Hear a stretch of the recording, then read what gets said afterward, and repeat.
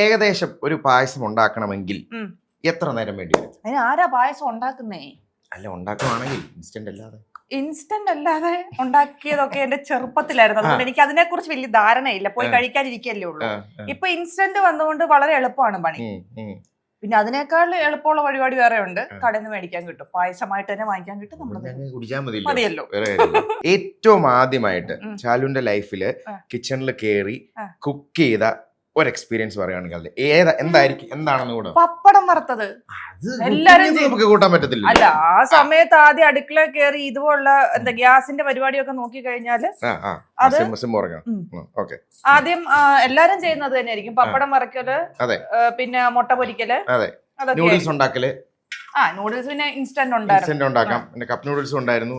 Cup noodles ഇല്ല, എന്റെ സമയത്ത് ഇൻസ്റ്റന്റ് നൂഡിൽസ് ആയിരുന്നു. പിന്നെയൊക്കെ അല്ലേ കപ്പ് നൂഡിൽസ് പരിപാടികളൊക്കെ വന്ന്.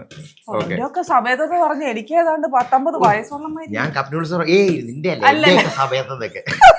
ഇനി ഇത് ഒരു ക്രിസ്മസ് എന്ന് പറയുന്നത് ഒരു ഏകദേശം ഒരു മുന്തിരിങ്ങയുടെ അത്രയും വരെ ആവും അല്ലേ? അതെ അതെ അതെ. അതിനകത്ത് ഓൾറെഡി 2 കാഷ്നട്ട് കിടപ്പുണ്ട്. അത് കുഴപ്പമില്ല, അത് കിടന്നോട്ടെ. അതിന്റെ കൂടെ കിടന്നോട്ടെ. നമ്മുടെ ഓണം നമ്മുടെ മിൽമ.